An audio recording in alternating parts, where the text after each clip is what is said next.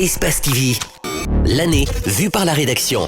Confronter les grandes lignes de l'actualité des 12 derniers mois. La rédaction d'Espace TV décrypte l'actualité de l'année écoulée à travers des prismes politiques, faits divers, société et autres. Le journal de l'an.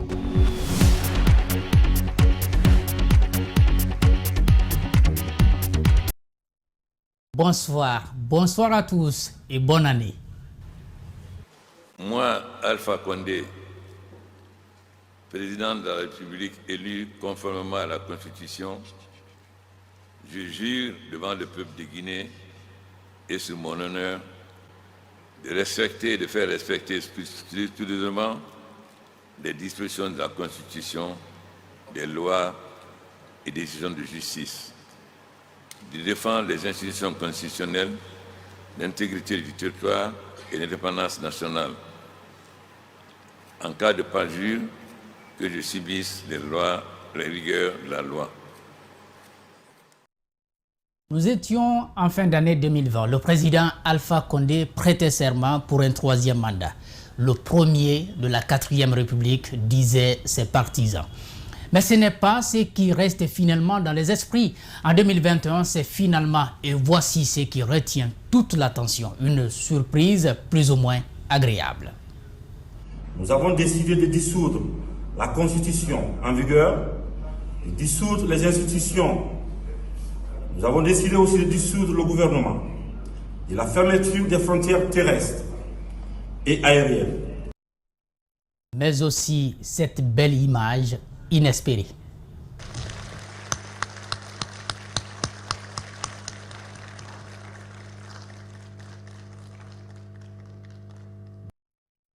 Le pays a connu une situation devenue insupportable pour la majorité de la population. Face à un pouvoir absolu qui s'était fait au terme d'une répression sanglante, répression et persécution qui ont réduit au silence les forces sociales et contraint certains politiques à l'exil, tout le monde ou presque avait fini par accepter le fait accompli. Ceux qui voulaient encore contester le despotisme étaient tous en prison, soit à la maison centrale de Conakry, au camp de Soronkoni à Kankan et dans les domiciles privés. Alpha Condé était devenu super président, convaincu qu'il ne verrait jamais son successeur. Le 5 septembre, il est contraint de partir de Sékou Touréa, palais qu'il occupait depuis le 15 décembre 2010.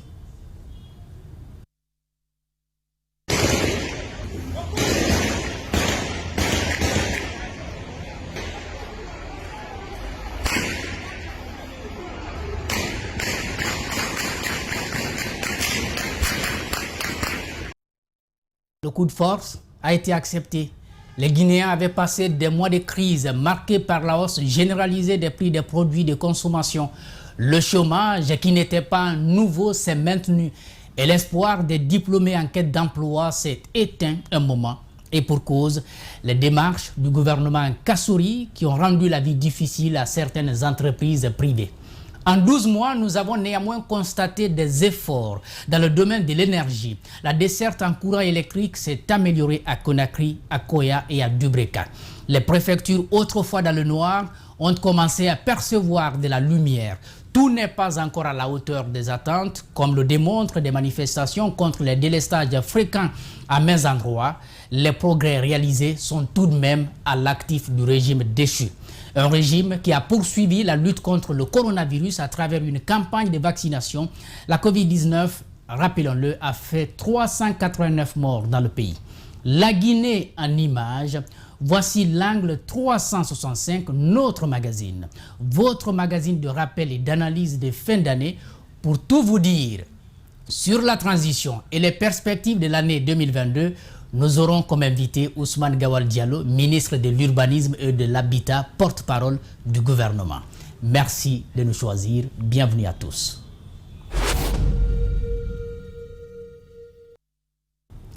Le 5 septembre 2021, comment ne pas se souvenir de cette date? Pour beaucoup, c'est la première véritable indépendance de la Guinée, fraîchement libérée des 10 ans de pouvoir d'Alpha Condé. Une date historique derrière laquelle le groupement des forces spéciales et son commandant, le colonel Mamadi Doumbouya. Il disait ne plus pouvoir regarder les Guinéens opposés, opprimés et politisés. Il a donc perpétré le coup d'État pour rassembler et réformer l'État que le professeur Alpha Condé disait n'avoir trouvé en 2010. Guinée, le pouvoir change de main. C'est un reportage de Mamadou Saliouba et de Ibrahima Sory Kamara. Le premier mandat de la 4e République. C'est une de ses dernières apparitions publiques. Alpha Condé, 83 ans, président de la République, mais toujours opposant, prêt à aller jusqu'au bout pour se maintenir au pouvoir. Moi élu, je mettrai un point d'honneur à unir davantage les Guinéens et protéger notre pays de toutes les menaces. 10 ans, 9 mois au pouvoir, des centaines de prisonniers politiques, plus de 30 personnes tuées en 3 mois de manifestation et un 3e mandat décrié, obtenu grâce à une constitution forcée, cautionnée par un gouvernement et des institutions inféodées. L'idée du 3e mandat a poussé le système Alpha Condé à vider les institutions de leur contenu, à les caporaliser. Ça, c'est la première faute qui a été commise. Ensuite, la justice a été mise au pas, orientée uniquement vers ceux qui tenaient un discours différent. Professeur de droit et opposant historique, Alpha Condé n'a jamais anticipé son départ. Il croyait avoir le soutien total de l'armée et une partie de la population.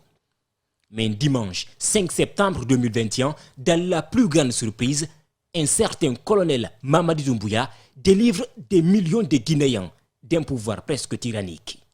Le 3e mandat a été obtenu dans le sang effectivement de l'opposition et de la société civile.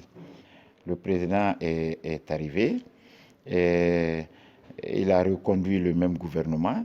Il y a des ministres qui étaient accusés de détournement des deniers publics qu'il a encore reconduit. Autant de raisons qui ont poussé le groupement des forces spéciales à prendre le pouvoir, à dissoudre l'Assemblée nationale et gérer les comptes des anciens dignitaires du régime. Nous avons décidé de dissoudre la Constitution en vigueur, de dissoudre les institutions. Nous avons décidé aussi de dissoudre le gouvernement, de la fermeture des frontières terrestres et aériennes. Venu au pouvoir en décembre 2010, Alpha Condé s'efface des édifices publics. On se souviendra de lui comme le premier président guinéen balayé par un coup d'État militaire. Des Guinéens étaient éprouvés par un régime qui semblait interminable. Chômage, pauvreté endémique, corruption, insécurité, les maux dont ils souffraient ne se comptent pas du bout des doigts. L'avènement du CNRD a été salué par la majorité des couches socio-professionnelles, mais également des politiques. Des couches qui l'ont fait savoir dans des déclarations tout en promettant aux putschistes d'œuvrer pour la réussite de la transition. Des soutiens à la junte, c'est un élément d'Antoinette Dédé Onibodi. Un coup de force, salué comme délivrance. La classe politique n'a pas caché sa satisfaction. L'Alliance nationale pour l'alternance démocratique, dirigée par Cellou Dalein Diallo, et la coalition pour la rupture de Dr Fayami Limono ont ouvert le bal des déclarations de soutien en faveur du CNRD. Notre armée, représentée par le Comité national du rassemblement et du développement, CNRD, dans un sursaut patriotique, a posé un acte historique qui parachève le combat mené par l'ANAD et les autres forces vives du pays, éprise de justice et de démocratie. La CPR se sent confortée dans sa vision à travers les intentions et les actes jusque-là posés par le CNRD. Les politiques, mais aussi presque toutes les couches socio-professionnelles ont pris acte du coup de force. L'Union syndicale des travailleurs de Guinée, USTG, prend acte des derniers événements et réitère son attachement fondamental au respect de la dignité humaine et de la sécurité des personnes et de leurs biens.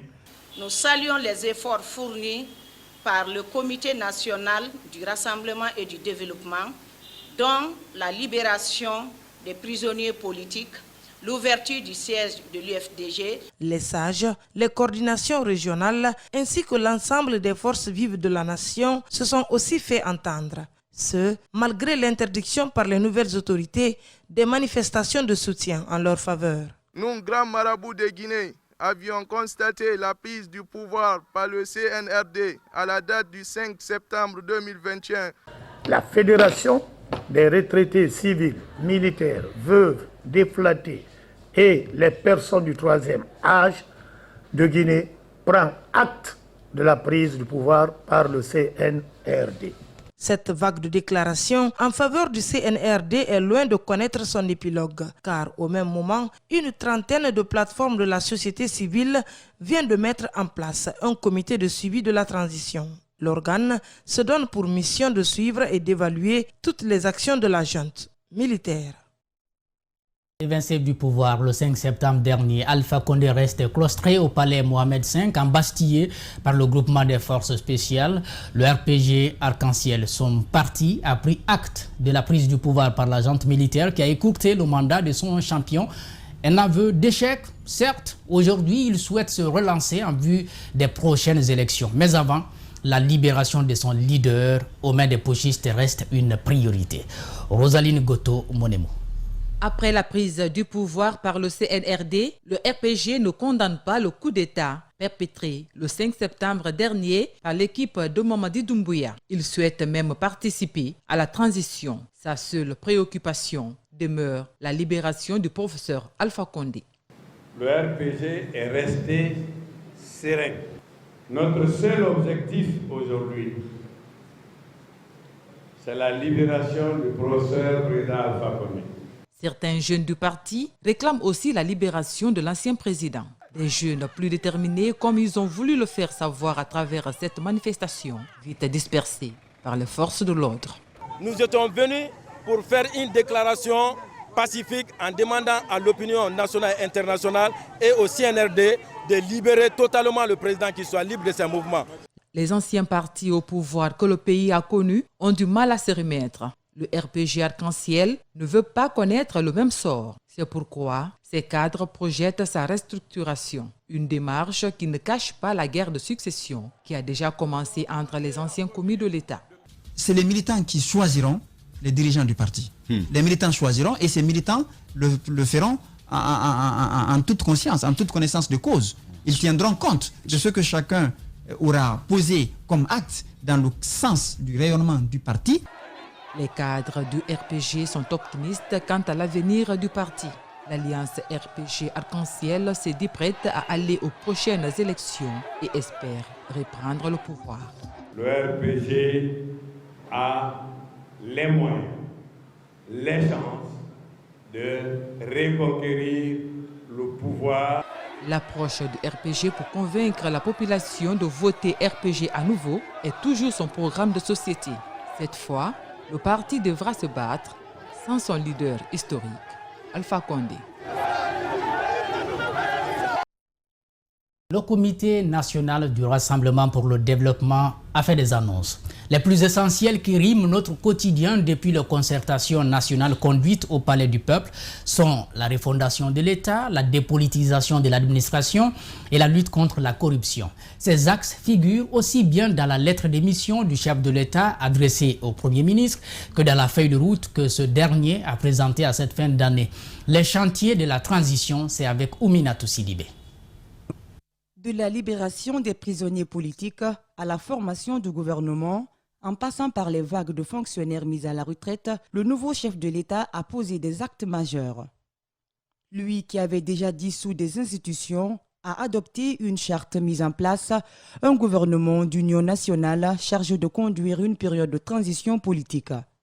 Le colonel Mamadi Doumbouya a très vite pris contact avec toutes les composantes de la nation au Palais du Peuple. À cette occasion, il a tenté de rassurer les partenaires et investisseurs étrangers en garantissant la poursuite des activités minières. La junte a dit avoir l'intention de rendre le pouvoir aux civils après des élections libres et démocratiques. Elle entend élaborer une nouvelle constitution et la soumettre à un référendum. Dans son agenda, des réformes politiques et économiques majeures et la refondation de l'État. Au sein de l'administration, le gouvernement a mis à la retraite plus de 1000 fonctionnaires civils et militaires. Il annonce l'organisation des concours d'intégration à la fonction publique dès le début de l'année prochaine. Au même moment, Une campagne de récupération des biens de l'État a été enclenchée. Plusieurs anciens ministres et hauts commis ont été contraints à quitter les résidences qu'ils occupaient depuis des ans alors qu'ils ne sont plus en fonction. Le Premier ministre annonce aussi l'inventaire de tous les biens immobiliers de l'État de 1958 à nos jours. Ce travail doit être fait par le ministre de l'Urbanisme et de l'État qui entend respecter le droit de tous ceux qui sont concernés. Le chef de l'État annonce une lutte véritable contre la corruption et la mauvaise gouvernance. Une cour de répression est créée et quelques dossiers sont suivis par l'agent judiciaire de l'État. Des chantiers importants, bien accueillis par la population et consignés dans la lettre de mission confiée au chef de gouvernement. Il reste à savoir en combien de temps tout ce qui est prévu pourra bien se faire. Le président de la transition s'est donné pour mission de rassembler. Et il ne se contente pas de le dire. Le colonel Doumbouya s'est rendu à des endroits qui ont toujours suscité de la méfiance chez les anciens dirigeants. À Bouramaya, sur la tombe de Lansana Conté, à la Kamayenne, au mausolée de Sékou Touré, de la famille peut enfin jouir des cases de Bellevue, et à Bambeto, au cimetière des victimes des manifestations politiques. Et puis, comme un cadeau de fin d'année, il accepte de retour au pays des deux hommes forts du CNDD et il les réconcilie. Belle image de l'année, Mohamed Damarou Kamara revient sur deux exils inédits de cette dernière décennie. En 2008, lorsqu'ils prennent le pouvoir après la mort du général Lansana Conté, ils apparaissent comme les meilleurs amis du monde. L'un est capitaine, l'autre général. Et dans les coulisses de l'armée, Sekouba Konaté est décrit comme un homme d'action mais réservé. Moussa Dadis Camara, lui, est plutôt irascible, avec un franc-parler, une fierté qui frise parfois l'orgueil. Ce qui va se révéler davantage au fil de son règne qui va d'ailleurs faire long feu. Le destin du pays désormais dans leurs mains, les frères d'armes réalisent l'immense attente des populations éprouvées par un régime militaire interminable.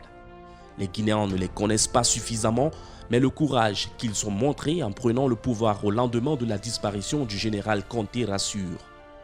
Moussa Dadis Camara est sankariste, il ne s'en cache pas. Pour lui, le pays est encore astreint. Il faut mettre fin à la doxa occidentale, il faut démanteler la nouvelle formule. La France-Afrique, ses appendices avec. Pour montrer sa bonne foi et ses bonnes intentions, il n'hésite pas de tenser dans un show télévisé tout ce dont la gestion d'une entité quelconque a enfoncé le pays. Même les expatriés ne sont épargnés. L'homme du 24 décembre ne se fixe aucune limite. Le peuple est conquis par sa verve et son audace. Les membres du Conseil national pour la démocratie et le développement n'ont d'autre choix que de suivre le mouvement, comme on dirait dans l'armée. Mais la face cachée de l'iceberg, on la découvrira qu'un peu plus tard. Dans les rips du pouvoir bruisse une brouille. Dadis et Konaté ne semblent plus filer le même coton. Les raisons, un membre du CNDD dont le montre nous les fera savoir lors d'une sortie médiatique que fera écho. Le général Sekouba Konaté, pourtant deuxième personnalité du régime, veut tirer son épingle du jeu. Est-ce pour l'affaire de 22 millions de dollars que la SAG a offert au jeune capitaine Moussa Dadis Camara à la tête du CNDD? Le géant à la voix pétrée ne le reconnaîtra jamais. Le 3 décembre 2009, Dadis fait l'objet d'une tentative d'assassinat par son aide de camp, le lieutenant Abouakar Sidiki Diakité Toumba, dont il échappe miraculeusement. Le général Sekouba Konaté est porté à la tête de la transition et les relations entre les frères d'armes se sont depuis refroidies. À Ouagadougou, l'ex-président Blaise Compaoré réussit à réconcilier les deux amis.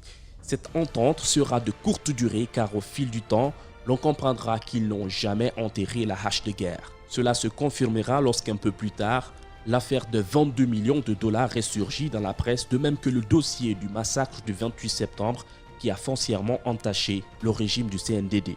Décembre 2010, le général Sekouba Konaté, comme il a promis à la communauté internationale, rend le pouvoir aux civils.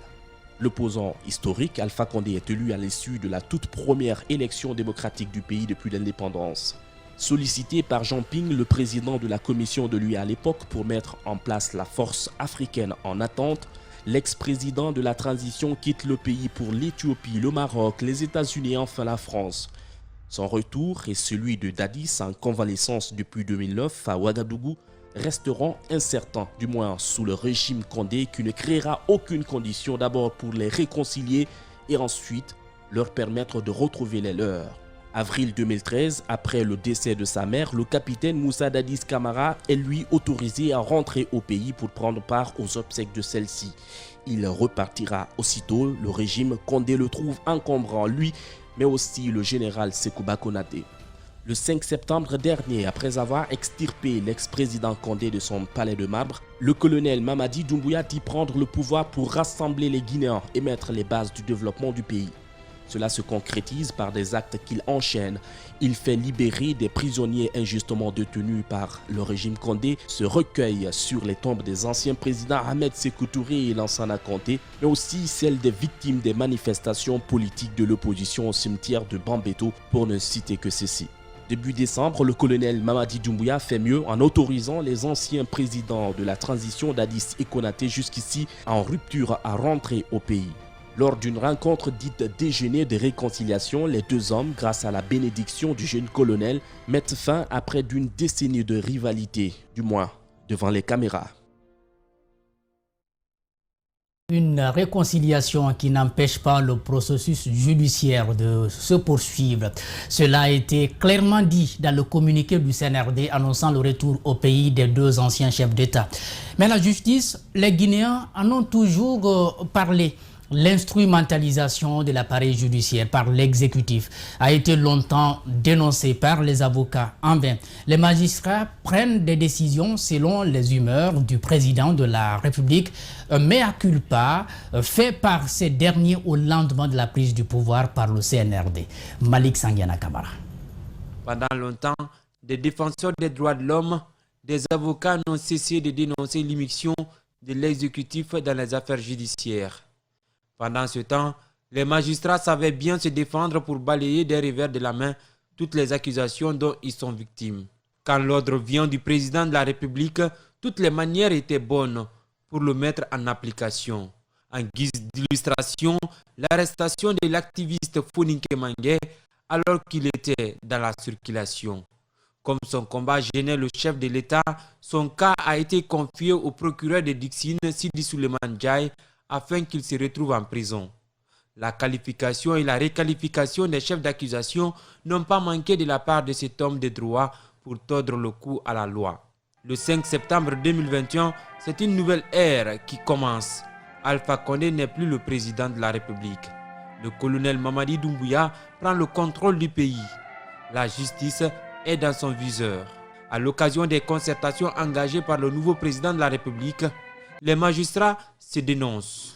Les magistrats ont exprimé leurs difficultés, ils ont exprimé leurs problèmes, des difficultés qui font qu'ils n'exercent pas très bien leur travail, et notamment le manque d'infrastructures, le manque de formation, mais surtout les différentes ingérences dans les différentes affaires judiciaires. Ils ont failli à leur devoir en se mettant au service d'un individu que d'appliquer la loi dans toute sa rigueur. Devant les caméras, le président de la transition, Mamadi Doumbouya, rassure que désormais, la justice sera la boussole qui va orienter le peuple de Guinée. Plus de politisation, plus d'ingérence de l'exécutif dans les affaires judiciaires. À partir de maintenant, les magistrats, sauf ceux qui ne veulent pas, mais ils n'auront plus de pression, quelle que soit la pression, pour les empêcher de dire effectivement le droit tel que ça doit se faire. Avant l'avènement du CNRD au pouvoir, les populations préféraient se rendre justice que de se rendre dans un tribunal.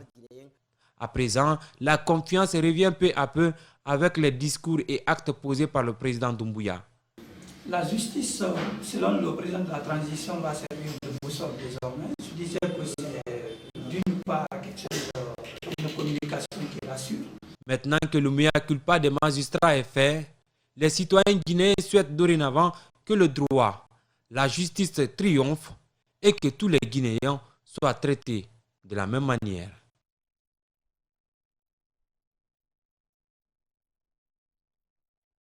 L'appareil judiciaire a toujours fonctionné ainsi par le fait de la corruption. La corruption, véritable gangrène de notre administration, mais la corruption sévit en grande partie à des niveaux parfois insoupçonnés. Mais parce que la plus petite n'est pas sanctionnée, nous vous amenons voir ce qui ne semble pas choquer. L'extrait de naissance, la carte d'identité et le passeport national biométrique sont disponibles et pour tous. Normalement, la procédure de la confection de ces documents sécurisés est prévue en 2 semaines, mais difficile de respecter ces délais. Ceux qui veulent les avoir si vite sont obligés de payer un peu plus. Nos reporters Fatoumata Bintabari et Djibril Kabak Kamara se sont intéressés au sujet. Suivez le reportage. Dès qu'il a été informé du lancement des extraits de naissance biométriques, Moussa Bayol a engagé les 5 dossiers de sa famille à la mairie de Matoto pour la confection de ces documents administratifs. Il a fallu 9 mois pour les récupérer en 2 tranches. La durée, on m'avait dit 2 semaines. Sur chaque copie enregistrée, on m'avait fait payer 20 000 francs. Donc 15 000 francs pour une fiche et 5 000 francs pour la photo d'identité.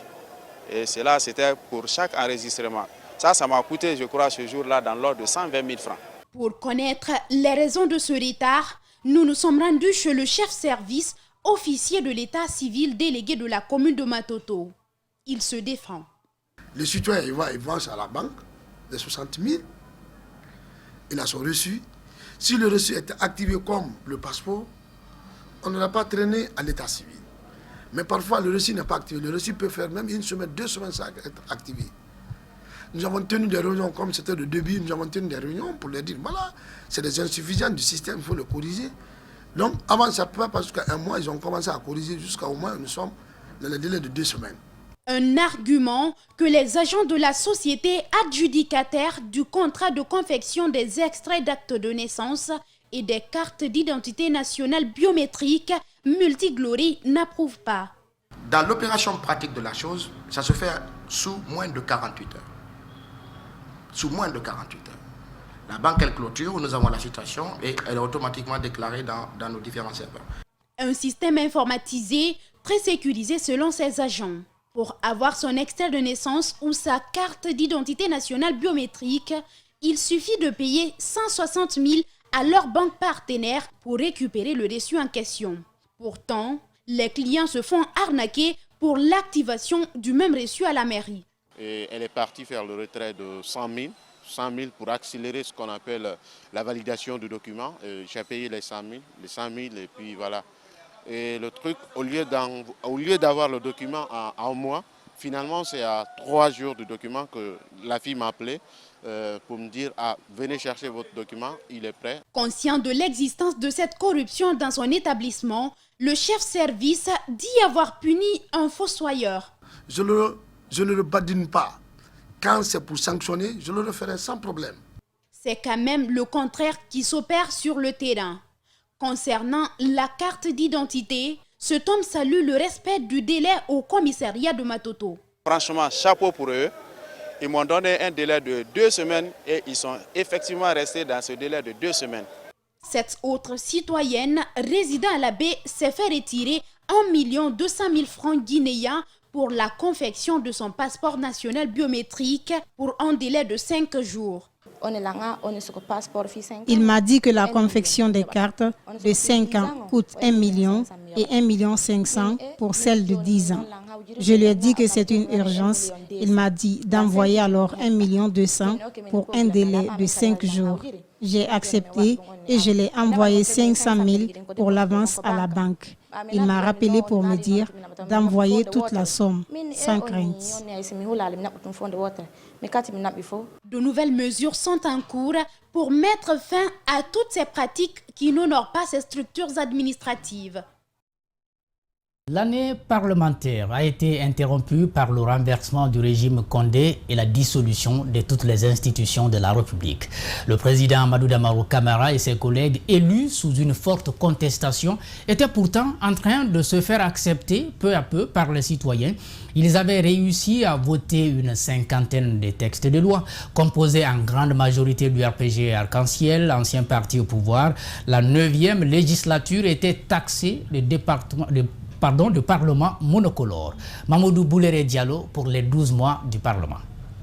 La 9e législature d'Amadou Damaro Camara a battu le record de précocité dans l'histoire du Parlement guinéen après sa dissolution le 5 septembre 2021, soit un peu moins d'une année d'activité. Elle a aussi été prolifique en votant 53 lois dont 3 organiques du 5 octobre 2020 au 4 juillet 2021 contre 50 en 2019 et seulement 13 en 2020. Aucun président du groupe n'a demandé à ses collègues députés de s'opposer à l'adoption d'un quelconque texte de loi. L'opposition ne disposait même pas d'une minorité de blocage. Néanmoins, certains députés du RPG Arc-en-Ciel haussent le ton pour dénoncer la cherté de la vie et la mauvaise politique gouvernementale. Aucun ministre ne voit aller voir les villageois pour les encourager. Aucun ministre. Tu verras aucun ministre faire l'agriculture.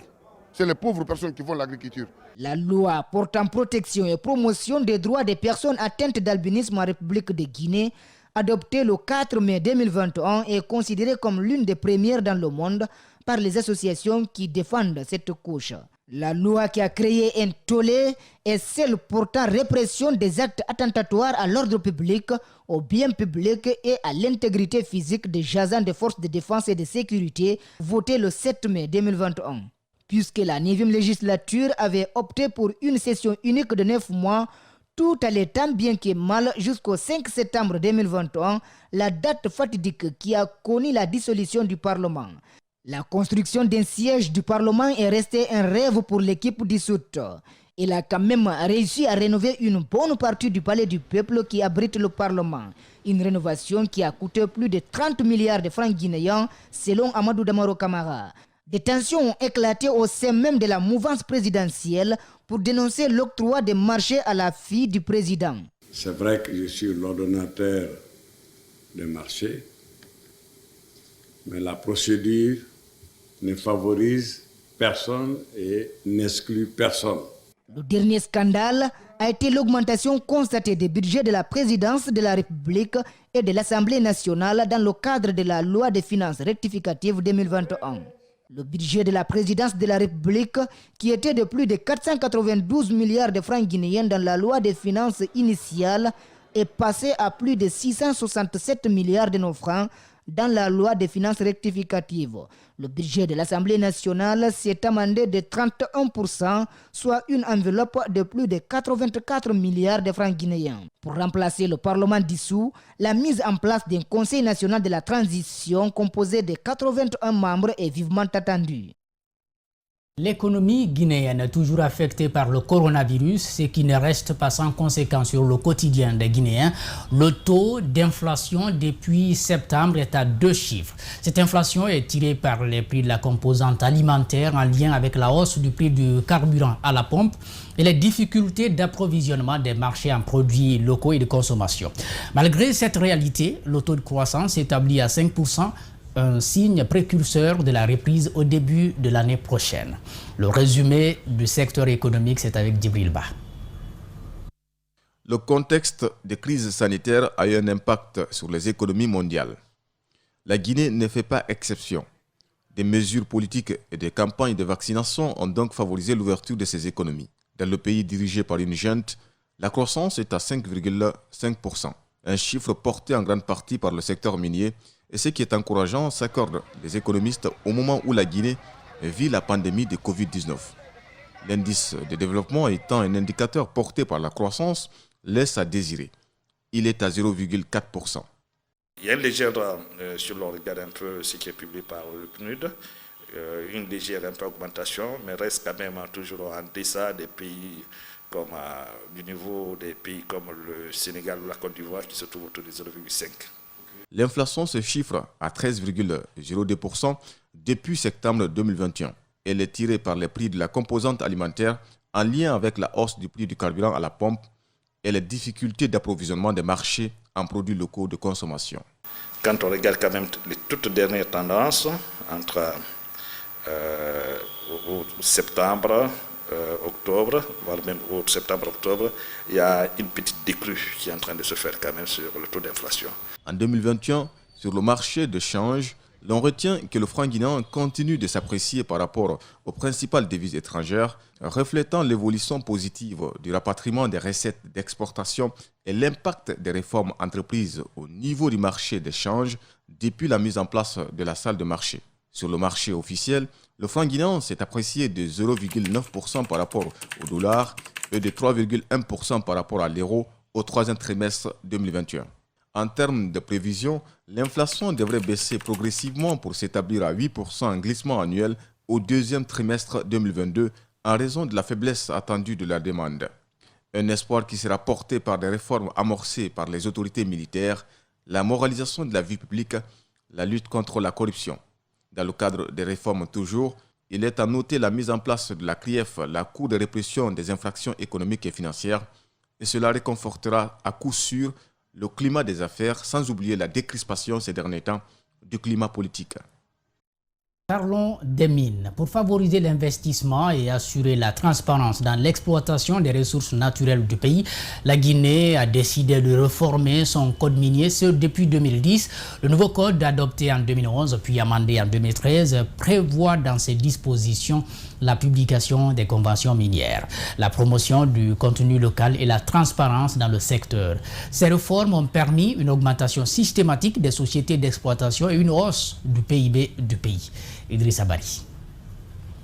La République de Guinée est qualifiée de scandale géologique de par la richesse de son sol et de son sous-sol. Mais comment faire en sorte que cette richesse bénéficie à l'ensemble des citoyens du pays? C'est justement pour répondre à cette question qu'en 2010, le gouvernement guinéen a décidé d'engager des réformes structurelles dans le secteur des mines. Parmi les actions envisagées, la réforme du code minier. Après de larges consultations avec l'ensemble des parties prenantes, un nouveau code minier est adopté. Ce code, dans ses dispositions, prévoit la publication des conventions minières et la promotion de la transparence. En Afrique de l'Est, par exemple, on a presque le meilleur code minier, par exemple. Les réformes ont été vraiment très salutaires. C'est la mise en œuvre des réformes qui pose problème. En termes d'impact de ces réformes, on peut citer l'augmentation du nombre de sociétés en phase d'exploitation qui a évolué de 6 en 2010 à 17 en 2020. Une progression encore plus importante quant aux sociétés en phase d'exploration qui vont de 12 à 340 pendant la même période. Avec une percée plus particulière dans le domaine aurifère, résultat des revenus miniers en hausse qui ont fortement contribué au budget de l'État sur la période de 2011 et 2019, indique une étude commanditée par le ministère des Mines et de la Géologie. Les nouvelles autorités devraient en faire une priorité pour non seulement bien gérer les revenus ici du secteur au bénéfice de tous les Guinéens, mais aussi revoir comment minimiser les impacts négatifs qui sont causés au niveau des populations. En termes d'investissement en 2010, il se situait à 18 millions de dollars, mais de nos jours, ce chiffre a nettement augmenté pour s'établir à près d'1,4 milliard de dollars en 2021, avec une grande part provenant du secteur bauxitique, soit 88% et 12% pour l'or. Parlant des indicateurs de l'économie nationale, le secteur minier en termes de PIB est passé de 14 en 2010 à près de 17,7% en 2020. Autre avantage, c'est la création des emplois dans le secteur qui passe de 19 000 à plus de 50 000 à la même période. Le rapport ITIE 2018, par exemple, dit que la contribution seulement du secteur minier, c'est à plus de 30% du PIB. Donc ça veut dire que c'est 70% des exportations du pays. Donc ça dit qu'il y a une grande production au niveau national et ça renfloue les caisses de l'État en termes de production.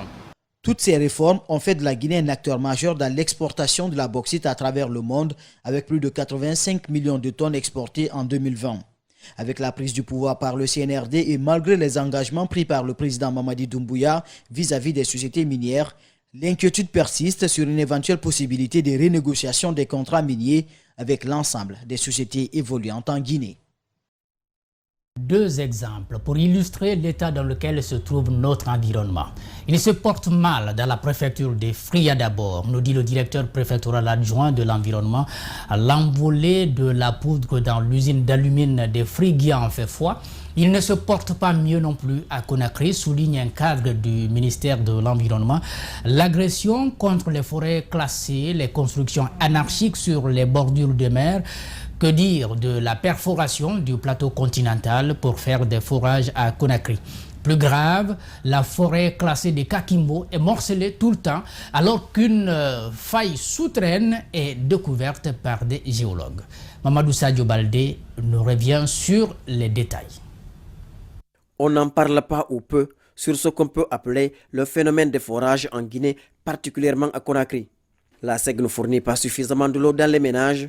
Conséquence, ceux qui ont des moyens s'offrent des forages n'importe où et dans n'importe quelle condition, alors que les conséquences sont graves. On perfore le plateau continental de Conakry pour chercher de l'eau à boire. Moi, je ne refuse pas, mais au moins ils n'ont qu'à réglementer. Et vous allez rester à perforer les immeubles qu'on est en train de construire à Conakry. Un jour, la terre va se fendre et que nous allons nous retrouver hors. Un danger plus grave guette les habitants de Conakry, souligne le seul médaillé de l'environnement sous le régime de Conté. La forêt classée de Kakimbo est une bombe à retardement que les populations ignorent certes, mais ce n'est pas le cas des géologues, d'où cette sonnette d'alarme. Il faut montrer aux gens que Kakimbo a été choisi comme zone réservée parce qu'il y a une faille souterraine depuis le temps colon. Et ces failles-là existent, qui viennent du Niger jusqu'à là-bas. Les géologues connaissent, mais on ne veut rien dire. Et si on ne l'est pas, les immeubles qu'on est en train de construire, un jour, 2 jours, ça va se fendre et que les bâtiments vont tomber. Que Dieu nous en garde. Parce qu'il nous a donné toute l'intelligence, il faut qu'on cherche de mentir. À Fria, les habitants sont exposés à une chaleur inhabituelle due à la destruction de la nature, confie le directeur préfectoral adjoint de l'environnement. L'environnement est menacé parce qu'il y a des activités humaines. Chaleur plus envolée de poudre d'alumine expose les citoyens à un double risque. Les populations inhalent la poussière d'alumine, les potagers sont abîmés, les marigots infectés. Un médecin et le directeur de l'environnement s'expriment. C'est vrai, il y a pollution atmosphérique et due à l'envolée, n'est-ce pas, de la poussière résultant des installations. Il y a les risques très très précoces et les risques tardifs. Et donc c'est de ça que je parlais, les conjonctivites, les rhinites allergiques, tout ça. Là, vous avez les enfants qui tous en longueur de journée, vous donnez tous les produits que vous donnez, mais ça ne résout absolument rien. Et ce qui est tardif, c'est qu'on mourra d'un cancer qu'on appelle la silicose. Si les deux spécialistes dans leur domaine respectif se montrent mesurés dans leurs propos, le président de l'association des consommateurs de Fria, lui, met les pieds dans le plat. S'ils ont payé l'usine, ils n'ont pas payé la population de Fria. Ils n'ont pas payé les mines. Ils ont payé l'usine, ils n'ont qu'à régler ça avec l'État ou bien arracher l'usine à partir et coller la paix à la population de Fria. C'est ce que nous leur demandons. Nous voulons la paix. Il ne faut pas qu'ils viennent et qu'ils s'entêtent à nous donner la maladie. Parce que la poudre là, ça rend tout le monde malade. Les véhicules, tout est saturé. Tout n'est pas noir. Pendant l'hivernage, par exemple, le département de l'environnement organise des journées de reboisement le mois d'août pour la restauration du couvert végétal. Dans le domaine des infrastructures routières, pas grand-chose à signaler en 2021. Il n'y a pas eu assez de projets nouveaux. Ceux en cours traînent les pas sous l'œil impuissant des usagers. Mamadou Kalisso. Les travaux sur l'échangeur du kilomètre 36 viennent de démarrer. À Kagbelin, par contre, l'entreprise a commencé en janvier 2021. Le projet évolue suivant le rythme du cahier de charges. Ces deux infrastructures, ainsi que la réhabilitation et l'aménagement des voiries urbaines de Conakry, notamment la 2x2 voies Bellevue-Pont 8 Novembre et le tronçon qui relie la T3 à la T5, parallèle aux autoroutes Fidel Castro et le Prince, sont financés à hauteur de 202 millions de dollars. Ces projets s'inscrivent dans le cadre de l'accord cadre sino-guinéen de 20 milliards de dollars signé en 2017. Selon les termes du contrat, les travaux doivent être rendus fin 2022. Koya Mamoun Dabola, financé à hauteur de 357 millions d'euros, hors taxes, dont 85% issus du mécanisme de l'accord cadre sino-guinéen et 15% du budget national de développement. Ce chantier devrait finir en février 2022, mais l'entreprise chinoise a accusé un retard de 8 mois. La Covid-19 et la saison pluvieuse seraient à l'origine de ce retard. Sans oublier le tronçon Daboula-Sissela-Kouroussa, long de 151 km. Une fois achevé, cette route va rejoindre le corridor Kankan-Sigiri-Kourémalé à la frontière du Mali. Le trafic escompté en poids lourd à l'horizon 2035 est estimé entre 1,19 et 2,29 millions de véhicules. En plus de soutenir la croissance avec les échanges commerciaux, elle va contribuer au désenclavement interne et externe, faciliter l'intégration régionale et sous-régionale. sur la route Koya-Farmorea, financée par la Banque africaine de développement et l'Union européenne, exécutée par Henan Chine, c'est le même constat qui se dégage. Le délai d'exécution initial était de 2 ans. Mais il est pratiquement impossible d'honorer cet engagement. En 2021, pas grand-chose à se mettre sous la dent au TP. Maigre consolation, c'est peut-être l'obtention du financement de la route Bokeh-Kebo. Le projet est financé par la Banque africaine de développement et l'Union européenne à hauteur de 87 millions d'euros. Il consistera à l'aménagement et au bitumage de 112 km de route, dont 87 km en Guinée, 2 ponts sur les fleuves Tingelenta et Kogong et 25 km en Guinée-Bissau, selon les normes standards de la CEDEAO. Cet axe fait partie du corridor transafricain numéro 7, Dakar-Lagos, identifié comme l'épine dorsale du développement social et économique de la sous-région. Voilà, c'est la fin de la première partie de ce magazine. Demain, retrouvez Mafoudia Bangoura qui abordera les questions de santé avec le coronavirus, les questions de formation, d'emploi, d'entrepreneuriat et de sport, suivi bien sûr de l'invité de ce journal. Le ministre porte-parole du gouvernement, Ousmane Gawal Diallo, répondra aux questions de Tamba Zakari Milimono. Merci de nous choisir chez vous, dans vos familles, dans vos villes et villages, ici et ailleurs. Merci d'aimer le service que nous offrons. En 2022, nous promettons d'être là, avec la même détermination, faire de l'information un bien accessible à tous. Procéder par pédagogie à l'analyse des sujets aux contours souvent flous et impertinents, au cœur de notre passionnante action, comme le prône notre ligne éditoriale, les vrais gens.